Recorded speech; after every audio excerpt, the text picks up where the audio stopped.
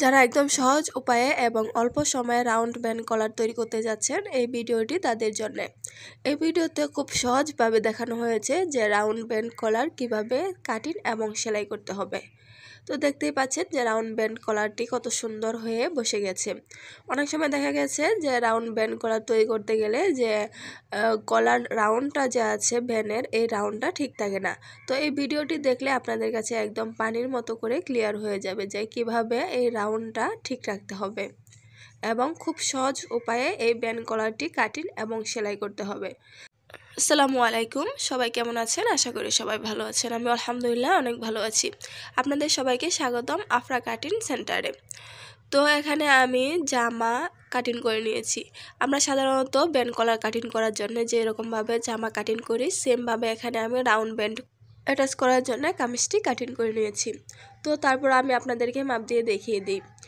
এই জামাটি কাটিং করার জন্য মানে রাউন্ড ব্যান্ড গলা অ্যাটাচ করার জন্য আমি এখানে গলা চওড়া নিয়েছি হচ্ছে 3 ইঞ্চি এবং শোল্ডার নিয়েছি হচ্ছে 7 ইঞ্চি। আর পিছনে গলা কাটিং করার জন্য এখানে আমি 1.5 ইঞ্চিতে একটা নিচে মার্ক করে দিয়েছি। এখন এই অংশটুকুকে হালকা একটু রাউন্ড করে তারপরে আমি শেপ দিয়ে দিয়েছি। এখন এই কাপড়টুকু আমি কেটে নেব। তো এটা হচ্ছে গিয়ে পিছনে গলা কাটিং করার জন্য। পিছনের গলাটা কাটিং করা হয়ে গেলে তারপরে এখানে আমি ব্যাক পার্টটাকে সরিয়ে রেখে তারপরে ফ্রন্ট পার্টটা নিয়ে নিয়েছি। তো এখানে সামনের গলা কাটিং করার জন্য আমি চওড়া নিয়েছি হচ্ছে 3 ইঞ্চি এবং গলার ডিপটা নিয়েছি হচ্ছে 3 ইঞ্চি 2 পয়েন্ট। তো এখানে আমি মার্ক করে তারপরে এখানে আমি বক্স শেপ দিয়ে দিব। তো এখানে আমি নিচের মাপটাও যাতে ঠিক থাকে তার জন্য নিচে আমি 3 ইঞ্চিতে মার্ক করে দিয়েছি। তো এটাকে একটা বক্স শেপ দিয়ে তারপরে আমি রাউন্ড শেপ দিয়ে দেব। তো রাউন্ড শেপটা বেশি কোণার দিক দিয়ে দেওয়া যাবে না, হালকা একটু রাউন্ড করে তারপরে দিতে হবে। তাহলে দেখবেন যে গলার মানে ব্যান্ড কলার অ্যাটাচ করার সময় যে রাউন্ড আছে এই রাউন্ডটা অনেক ভালো আসে। তো আপনারা একটু খেয়াল করুন, তাহলেই বুঝতে পারবেন। তো এখানে আমি রাউন্ড করে তারপরে কাপড়টুকু কেটে নিয়েছি। আমি কিন্তু বেশি কোণার দিক দিয়ে রাউন্ড করে দিই নাই। তো এখন আমি সামনে যেহেতু একটু আপনারা চাইলে সামনে ফাড়াও দিতে পারেন, এখানে আমি সামনে একটা পাতা সিস্টেমের করে দিয়ে দিব। তাহলে দেখা গেছে যে গলাটা মানে দেখতেও সুন্দর লাগবে এবং জামাটা পরতে সুবিধা হবে। তো এখানে আমি বক্রমটা আপনাদেরকে মাপ দিয়ে দেখিয়ে দিয়েছি যে আমি কতটুকু চওড়া এবং কতটুকু লম্বা নিয়েছি।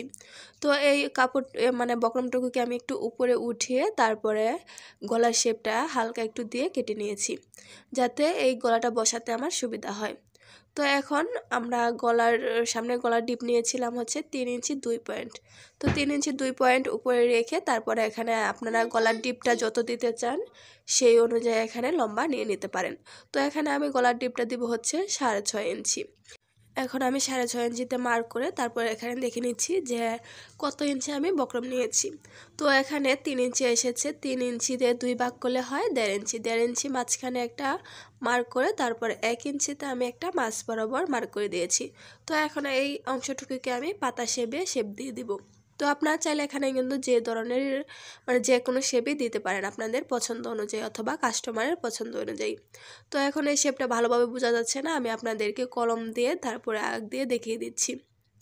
তো এখন আমি মানে শেপটাকে এরকম পাতা সিস্টেমে দিয়েছি তাতে দেখতে বেশি সুন্দর লাগে। তো এখন এই অংশটুকুকে আমি কেটে ফেলে দেব। আমি কিন্তু উপরে যে মানে ফরম পাড়ের গলার ডিপটা 3 ইঞ্চি নিয়েছিলাম, সেই 3 ইঞ্চি ধরে কিন্তু আমি গলার ডিপটা নিয়েছি। আপনারা যদি আগের 3 ইঞ্চি যদি না ধরেন তাহলে দেখা গেছে যদি আপনারা এই বক্রমটুকুই 6.5 ইঞ্চি নেন তাহলে দেখবেন গলার অংশটুকু অনেক বড় হয়ে যাবে। তো এখন আমি বক্রমের চওড়াটা নিচ্ছি হচ্ছে 1 ইঞ্চি পরিমাণে। আপনারা চাইলে এখানে আর একটু বেশি করে নিতে পারেন অথবা কম করে নিতে পারেন। তো 1 ইঞ্চি নিলে আমার কাছে মনে হয় যে বেটার, দেখতে সুন্দর লাগে। তো এখন 1 ইঞ্চি আমি চওড়া করে তারপরে বক্রমটাকে কেটে নিচ্ছি। তো বক্রমটুকু কাটা হয়ে গেলে তারপরে এখানে একটা টুকরা কাপড় নিয়ে এই বক্রমটুকু মানে সেলাই দিয়ে আটকে নিতে হবে। আমার ভিডিওর এই পর্যন্ত যারা এসেছেন আমার ভিডিওতে একটা লাইক দিয়ে দেবেন। আর যদি চ্যানেলে নতুন হয়ে থাকেন তাহলে চ্যানেলটিকে সাবস্ক্রাইব করে পাশে থাকা বেল বাটনটি অন করে রাখবেন যাতে পরবর্তী ভিডিও ছাড়ার সাথে সাথে আপনার মোবাইলে নোটিফিকেশন চলে যায়। তো এই তো বক্রমটাকে সেলাই করা হয়ে গেলে তারপরে সাইড দিয়ে যে বাড়তি কাপড়টুকু আছে এই কাপড়টুকু আমি সেলাইয়ের জন্য 1/2 ইঞ্চির চাইতে কম কাপড় রেখে তারপরে এক্সট্রা কাপড়টুকু আমি কেটে ফেলে দিয়েছি। আর এই বাড়তি যে কাপড়টুকু আছে এই কাপড়টুকু আমি একটা ভাঁজ দিয়ে তারপরে সেলাই দিয়ে আটকে নিয়েছি। তো আপনারা নিশ্চয়ই দেখে বুঝতে পারছেন যে সেলাইটা কীরকম হয়েছে। তো এখন আমি ফরম পার্ট নিয়ে নেব। ফরম পার্টটা নিয়ে তারপরে মিডল বরাবর একটা মার্ক করে দেব। জামার মানে গলার যে মিডলটা আছে জামার এই মিডল বরাবর আমি চক দিয়ে একটা মার্ক করে দিচ্ছি, যাতে আমার সেলাই করতে সুবিধা হয়। এবং যে পাতা শেপের যে আমি শেপটা দিয়েছিলাম গলার, এই শেপটা যাতে মিডল বরাবর বসে। তো ওই শেপটা তো আমি মানে মাঝখানে একটা দাগ দিয়ে দিয়েছি। তো এখন এই দাগ বরাবর একটা সেলাই দিয়ে আমি আটকে নেব। এভাবে করে সেলাই করলে কি হয় যে আপনার যে কোনো জামা সেলাই করতে সুবিধা হয় এবং ফিনিশিং এবং জামা সেলাই সুন্দর হয়। তো এখন আমি বক্রমের ঘা ঘেঁষে তারপরে সেলাই দিয়ে আটকে নেব। আমি যে শেপটা দিয়েছিলাম এই শেপের উপরে আমি বক্রমের ঘা ঘেঁষে তারপরে সেলাই দিয়ে দিয়েছি। যদি আপনারা দেখেন যে বক্রমের উপরে সেলাইটা দিতে চান তাহলে দেখবেন গলার অংশটুকু বড় হয়ে যাবে এবং শেপটা ভালো আসবে না। তো এখন যেহেতু হালকা রাউন্ড শেপ আছে তার জন্য আমি ছোট ছোট করে কাট করে দিয়েছি, তাহলে ফিনিশিংটা অনেক ভালো আসবে। তো এখন আমি বক্রমটাকে উল্টিয়ে তারপরে 2 সুতা পরিমাণে ফাঁকা রেখে আমি একটা চাপ সেলাই দিয়ে দেব। এই চাপ সেলাইটা দিলে দেখা গেছে যে ফিনিশিংটাও ভালো আসে, দেখতেও সুন্দর লাগে। তো এখন এই চাপ সেলাইটা দেওয়া হয়ে গেলে তারপরে উল্টিয়ে যে 1 ইঞ্চি চওড়া আমরা বক্রমটা নিয়েছিলাম এই 1 ইঞ্চি বরাবর একটা সেলাই দিয়ে আটকে নেব। তো আপনাদেরকে সেলাই করে তারপর দেখিয়ে দিচ্ছি যে এই ফিনিশিংটা কত ভালো এসেছে। তো আপনারা নিশ্চয়ই দেখে বুঝতে পারছেন যে গলার অংশটুকু কত সুন্দর হয়েছে। তো এই অংশটুকু সেলাই করা হয়ে গেলে তারপরে এখানে আমি ব্যাক পার্টটা নিয়ে শোল্ডার অ্যাটাচ করে নেব। তো এই পর্যায়ে কিন্তু একটু খেয়াল রাখতে হবে যে ফরম পার্টটা সোজা সাইডে রাখতে হবে এবং ব্যাক পার্টটাকে উল্টো সাইডে রেখে তারপরে সেলাইটা দিতে হবে, যাতে দুইটা সোজা অংশই ভিতরে থাকে এবং উল্টো পাশটা বাহির দিকে থাকে। তো এই তো শোল্ডারটা অ্যাটাচ করা হয়ে গেলে এখানে কিন্তু আমি আপনাদেরকে একটা সেলাই দিয়ে দেখিয়ে দিয়েছি, আপনারা কিন্তু ডাবল করে সেলাই দিয়ে দিবেন। তো এখন সেলাইটা করা হয়ে গেলে তারপরে কিন্তু আমি শোল্ডারের দিক দিয়ে যে বাড়তি অল্প কিছু কাপড় মানে বের হয়ে আছিল ওই কাপড়টুকু আমি কেটে নিয়েছি, যাতে গলাটা অ্যাটাচ করার সময় সুবিধা হয়। তো এখন এই কলারের মানে গলার অংশটুকু ডাবল ভাঁজ দিয়ে তারপরে আমি মাপ দিয়ে দেখে নিচ্ছি যে কলারটা কতটুকু নিতে হবে। এখানে 8.5 ইঞ্চি মানে 8 ইঞ্চি 2 পয়েন্ট নিতে হবে, সরি আমি 8.5 ইঞ্চি বলে ফেলেছিলাম। এখানে আমি আরেকটা নিয়মে মাপ দিয়ে দেখিয়ে দিচ্ছি, আপনারা যদি ওরকমভাবে মাপ না দিতে পারেন তাহলে এই যে এইভাবেও মাপ দিয়ে দেখে নিতে পারেন। তো এখানে কিন্তু আমি ব্যাক পার্টের মিডল বরাবর ছোট্ট করে একটা কাট করে দিয়েছি, যাতে কলারটা মিডল বরাবর বসে। তারপর কলার কাটিং করার জন্য এখানে আমি 2 ভাঁজে মানে 2 পার্টে করে একটা বক্রম নিয়েছি। এই বক্রমটাকে আমি মাঝ বরাবর সেলাই দিয়ে আটকে নিচ্ছি। আপনারা চাইলে এখানে পিন দিয়েও আটকে নিতে পারেন। তো এই বক্রমটা 2 ভাঁজের আমি লম্বা নিয়েছি হচ্ছে 8.5 ইঞ্চি এবং চওড়া নিয়েছি হচ্ছে 4.5 ইঞ্চি। তো এখন আমরা গলার চওড়াটা নিয়েছিলাম হচ্ছে 3 ইঞ্চি। 3 ইঞ্চি বরাবর এখানে আমি একটা মার্ক করে দিচ্ছি।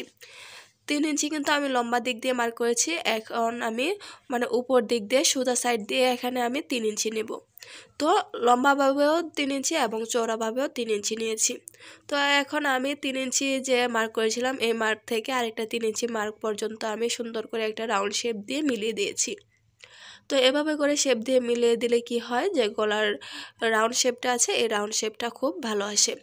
তো এখন আমি আপনারা একটু খেয়াল করুন আমি কিভাবে মাপ দিয়ে তারপরে কলারের লম্বার মাপটা নিচ্ছি। যে পাশটা বন্ধ আছে এই পাশ থেকে ইঞ্চি টেপটাকে ধরে তারপরে এখানে আমি লম্বার মাপটা নিয়ে নিয়েছি। তো আপনারাও কিন্তু সেমভাবে এখানে কলারের লম্বার মাপটা নেবেন। এখন আমি কলারের চওড়া নিচ্ছি হচ্ছে 1 ইঞ্চি। আপনারা আপনাদের পছন্দ মতো নিতে পারেন, কিন্তু 1 ইঞ্চি নিলেই বেটার। তো এখন আমি এই দাগগুলোকেও ভালোভাবে মিলিয়ে দেব। তো মিলিয়ে দেওয়া হয়ে গেলে তারপরে এখানে আমি একটু মানে উপর থেকে নিচ পর্যন্ত ভালোভাবে মানে সুন্দর করে একটা রাউন্ড মানে শেপ দিয়ে দিয়েছি। কলারের যে একটা শেপ আছে এই শেপটা দিয়ে দিয়েছি। আপনারা চাইলে নাও দিতে পারেন, দিলে এই অংশটুকু খুব সুন্দর দেখা যায়। তো এখন আমি মার্ক বরাবর এই বক্রমটুকুকে কেটে নেব। তো কাটা হয়ে গেলে তারপরে যে সেলাই দিয়ে আমি আটকে নিয়েছিলাম এই সেলাইয়ের অংশটুকু আমি টান দিয়ে খুলে নেব। তো এখানে দেখা গেছে যদি আপনারা ফল সিলি দেন তাহলে হালকা একটু টান দিলেই এই অংশটুকু খুলে যাবে। তো তারপরে এখানে আমি একটা টুকরা কাপড় নিয়েছি। এই টুকরা কাপড়টাও আমি বক্রমের মানে লম্বার অনুযায়ী নিয়ে নিয়েছি। এখন এই কাপড়টুকুকে আমি ভাঁজ দিয়ে তারপরে সেলাই দিয়ে আটকে নেব। আপনারা যদি একটু মনোযোগ সহকারে দেখেন তাহলে বুঝতে পারবেন যে আমি এই বক্রমটাকে কিভাবে সেলাই দিচ্ছি। আসলে সব জিনিস বলে তারপরে বোঝানো যায় না। তারপরও আপনাদের মনে যদি এই ভিডিও সম্পর্কে কোনো প্রশ্ন থেকে থাকে তাহলে অবশ্যই কমেন্ট করে জানাতে পারেন, আমি কমেন্টে রিপ্লাই দিয়ে দেব। তো এখানে বাড়তি যে কাপড়টুকু আছে এই কাপড়টুকু আমি কেটে ফেলে দিচ্ছি। তারপরে উপর দিক দিয়ে সেলাইয়ের জন্য 2 সুতা পরিমাণে কাপড় রেখে ওই এক্সট্রা কাপড়টুকু আমি কেটে ফেলে দেব। তো এই তো এক্সট্রা কাপড়টুকু কেটে ফেলা হয়ে গেলে তারপরে এখানে আমি আরেকটা টুকরা কাপড় নিয়ে নেব। তো ওই টুকরা কাপড়টাকে আমি উপর দিক দিয়ে যে রাউন্ড শেপটা আছে এই শেপের দিক দিয়ে আমি বক্রমের ঘা ঘেঁষে তারপরে সেলাই দিয়ে আটকে নেব। যেহেতু এই বক্রমের অংশটুকুকে উল্টাতে হবে, তো তার জন্য এখানে আমি বক্রমের ঘা ঘেঁষে তারপরে সেলাইটা দিয়ে দিচ্ছি। তো সেলাইটা দেওয়া হয়ে গেলে তারপরে এক্সট্রা কাপড়টুকু আমি কেটে ফেলে দিয়ে তারপরে রাউন্ড শেপের দিক দিয়ে ছোট ছোট করে কাট করে দেব। আমি আবারও বলছি, আপনাদের মনে যদি কোনো প্রশ্ন থেকে থাকে এই ব্যান্ড কলার কাটিং এবং সেলাই নিয়ে, তাহলে অবশ্যই কমেন্ট করে জানাতে পারেন, আমি কমেন্টে রিপ্লাই দিয়ে দেব। তো নিচ দিক দিয়েও সেলাইয়ের জন্য 2 সুতা পরিমাণে কাপড় রেখে তারপরে এখানে আমি এক্সট্রা কাপড়টুকু কেটে ফেলে দিয়েছি। তো কেটে ফেলে দেওয়া হয়ে গেলে তারপরে বক্রমের এই কাপড়টুকুকে আমি উল্টিয়ে তারপরে উপর দিক দিয়ে একটা চাপ সেলাই দিয়ে দিচ্ছি। এই চাপ সেলাইটা দিলে দেখতে সুন্দর লাগে এবং ফিনিশিংটা অনেক ভালো আসে। তো আপনারা চাইলে কিন্তু দিতে পারেন, না হলে স্কিপ করতে পারেন। দিলে ভালো, না দিলে মানে ভালো, কিন্তু দেখতে এতটা সুন্দর লাগে না এবং ফিনিশিংটাও ভালো আসে না। তো এখানে চাপ সেলাইটা দেওয়া হয়ে গেলে তারপরে এখানে আমি কলারটাকে এই জামার সাথে অ্যাটাচ করে নেব। তো তার জন্য যাতে এই অংশটুকু সেলাই করতে আরও বেশি সুবিধা হয়, তার জন্য এখানে আমি উপরের বক্রমের সোজাসুজি একটা চক দিয়ে মার্ক করে নিয়েছি এবং মিডল বরাবর একটা মার্ক করে দিয়েছি। তো এখন এখানে জামার পাটটাকে নিয়ে নিয়েছি। তো জামার পাটটাকে কিন্তু খেয়াল করে সেলাই করতে হবে, উল্টা দিক দিয়ে কিন্তু সেলাইটা শুরু করতে হবে।